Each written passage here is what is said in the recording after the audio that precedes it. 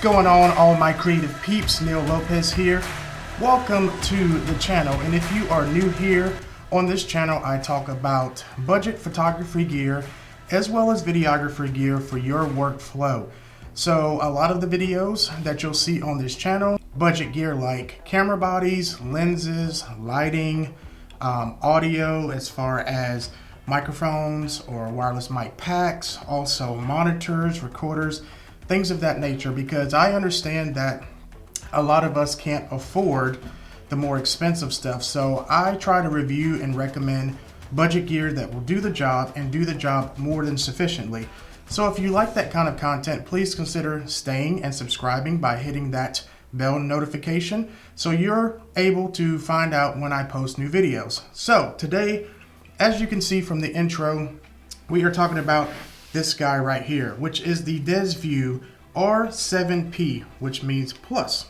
It is a 4K field monitor, and it's a really nice monitor, really bright screen, 1000 nits in fact. So that means that you can use this screen outdoors on a particularly like sunny day or something and still be able to see your image. It does have thread mounts on the side here as well as the bottom. As you can see, I have a mount on there, and then as well it has a power adapter. Now it's pretty cool that they include a lot of accessories with that, and we'll get to that in a moment. But you do have an HDMI in and you do have an HDMI out, so if you wanted to run that to another monitor to monitor this monitor, you could do that. And on the top you have your power button as well as your scroll wheel to go through your functions, as well as an exit button to back out of the menu, and you have a function 1 and function 2 key that you can program. It does take NPF style batteries, whether that's a 550, 750 or 950. I like to use these, the 950s on there, the big batteries. I'll leave a link to that one because this one is really cool as a 950. It actually has a power meter on the top here, as well as a DC out and a USB out. I'm currently using this to power my Zoom H6 audio recorder. That's the audio that you're hearing now. That's recording me because the batteries, the AA's in my Zoom, are dead. So this battery would go right on here, right on the back here, and that would allow you to run this monitor for several hours, really depending on the brightness. So I would say if you ran it on standard brightness, you could probably get 3.5 to 4 hours out of it. If you ran it on max brightness, which is 1000 nits, it would probably last you about 2.5 hours. I don't know, I didn't do any kind of scientific specs or testing or anything like that, but that's just a guesstimate because of the capacity of that battery. So let's talk about what you get in the box. So here is the box here, and what you get in the box is a nice little pouch, and let's just dump all this stuff out. So most monitors, even budget monitors, don't come with a monitor mount. This one does. It says Vlogger on it. That's pretty cool. And it also says Desview. You also get a little Allen key to tighten the monitor down in the position that you want. You also get a little USB thumb drive, which goes into the bottom of the monitor here, and you can preload some LUTs that they already have on here, or you can use your own USB drive to preview some LUTs on your monitor. So say for instance, you're recording in log, and you don't have view assist on your camera to give you that Rec 709 image so you can properly expose for whatever you're shooting. You can load a LUT right on here, and this actually accepts LUTs. So it does give you that, option. Comes with 2 cables, micro HD and mini HD to HDMI. Currently I'm using the other cable, but this is the cable that comes with it. Short, nothing special, but it does work. Also, it comes with a D-tap adapter. So basically if you had a D-tap accessory like a V-mount battery, you just plug that right in there. So if you ran out of battery here, or you forgot to bring your battery with you, or you just use V-mount in general, this can go right into here and go right into a V-mount battery. That's pretty cool because those accessories, along with the cables, that D-tap adapter, and the monitor mount, I would say is about 60 bucks at least. And then you get a nice little carrying case to put it in, so that way you can keep your monitor screen protected. And I'm going to show you some B-roll of the monitor in action, so don't worry. But let's go over specifications. It is a 7-inch screen, 323.4 ppi touchscreen at that, 1920 by 1200 input, 1000 nits brightness, 170 degree wide viewing angle, It is a lightweight construction, only coming in at 380 grams or 13.4 ounces. It has a full screen design, so you're not going to have a bunch of your real estate getting swallowed up by bezels. It does have bezels, of course, but you do get a lot of real estate because it is a 7-inch screen. Now you got a 1/4 inch, two of them, one on the bottom, one on the right, as we talked about mounting this. So for instance, if I wanted to mount this on any sort of tripod or light stand, I could definitely do so. In this case, just a switch pod or whatever. So you do have that 1/4 thread on the bottom that you can do. And also it does have HDR and H-log support. It supports custom 3D LUTs, and it does have things like false color, focus peaking, and scopes, which you'll see when we dive into the actual settings of the monitor. And as far as the interface goes, HDMI 1.4 Type A was the input. Same thing for the output. USB in is Type A, does have an audio out 3.5mm stereo headphone jack. And again, it supports MPF style batteries, 550, 750, 950. I would definitely get the 950. And the cool thing about the monitor is, besides all the features which we'll get into, you can see it in the daylight. It's a real cloudy day today, so obviously taking this outside and showing you is not going to really prove the point. But 1000 nits, as you may know, is very, very bright. So I doubt that you'll have any problems viewing this outside if you are in the field. This would make a perfect monitor for really any case scenario, whether you're shooting indoors or outdoors. The screen real estate really is a big deal. Now, I typically record on the Ninja 5 because it is a recorder and it allows me to pull out that SSD and go right into my computer with it and edit off of the SSD. But if you can't get one of those and budget doesn't permit, this at $269 is a steal. There are a lot of budget monitors out there in that price range that don't give you as many features. That's not 1000 nits, costs just as much, and it's only 5 inches.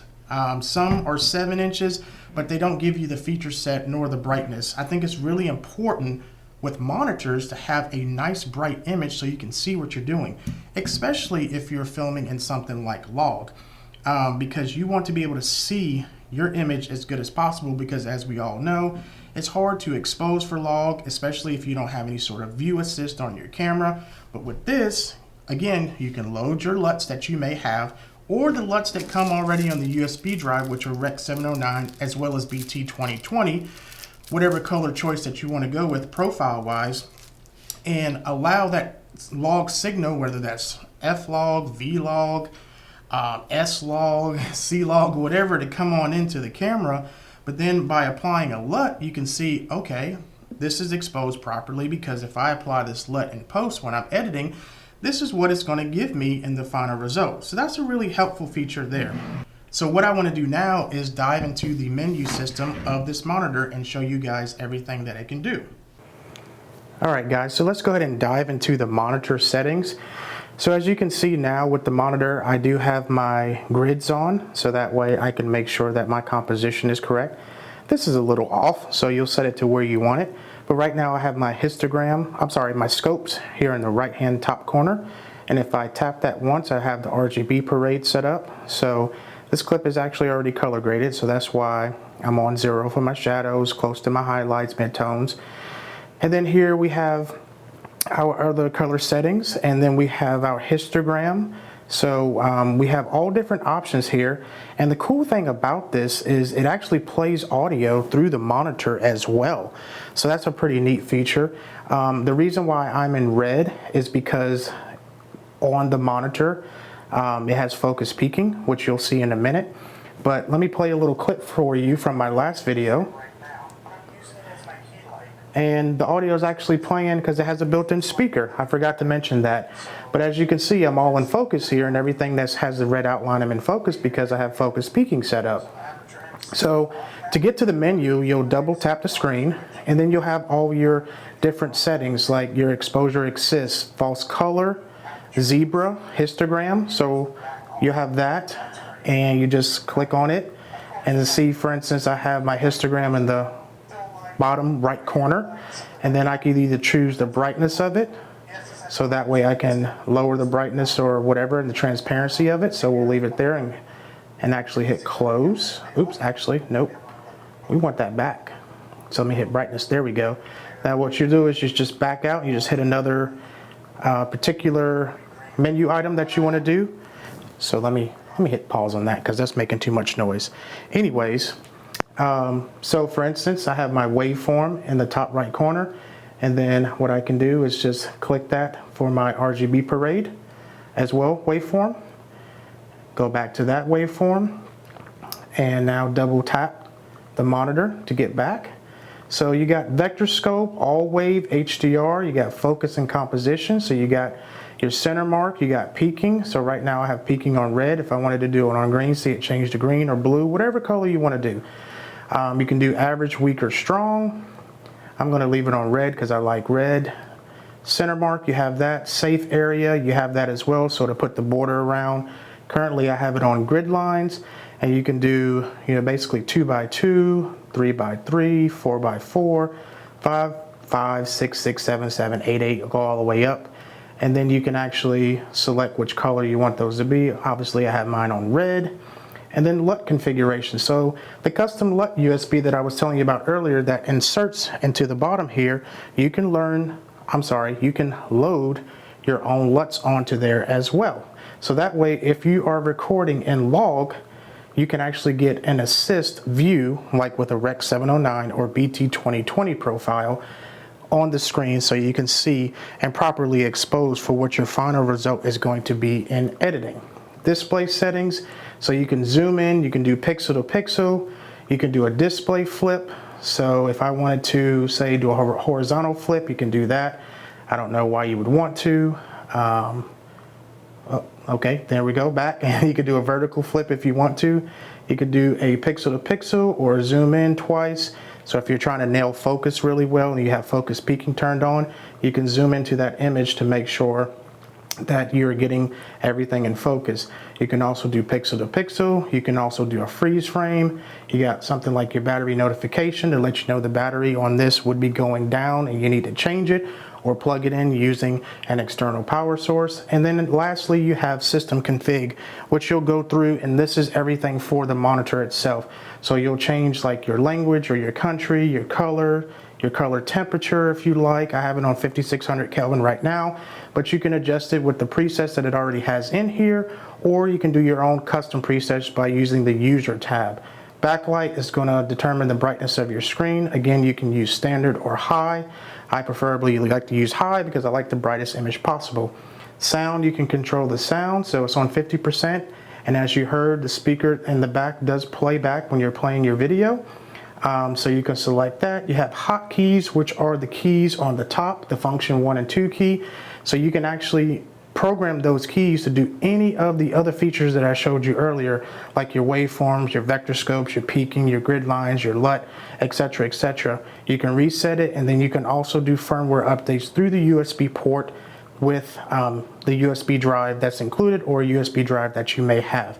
So yeah, it's a really, really jam-packed feature-wise monitor that I think everybody would love and enjoy to have it. I'm enjoying it. I love it. I use it when I'm not wanting to record straight to my Ninja 5. If I'm just, you know, doing something real quickly and I want a little bit bigger screen than what the Fuji X-T4 has on it, because as we know, most cameras just have a really small 3-inch screen or something like that. So having 7-inch screen is really nice to see all of your real estate and your image. All right, so what do you guys think? I mean, it's a really great monitor in my opinion.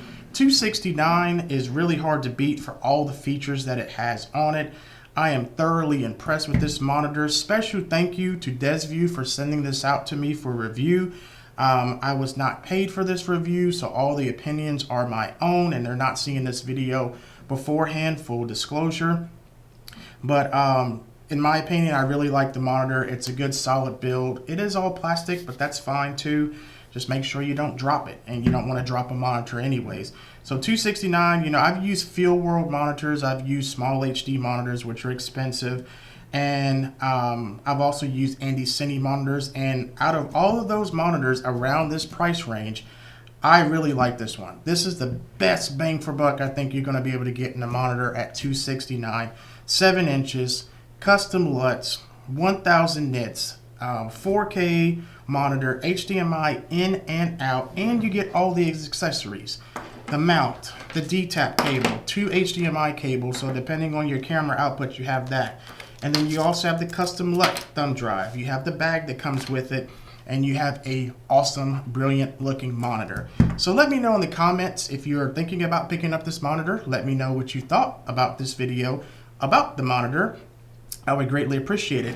And again, if you like content like this, please consider subscribing. It goes a very long way. Hit that bell notification so you are updated about new videos that I post about budget gear like this.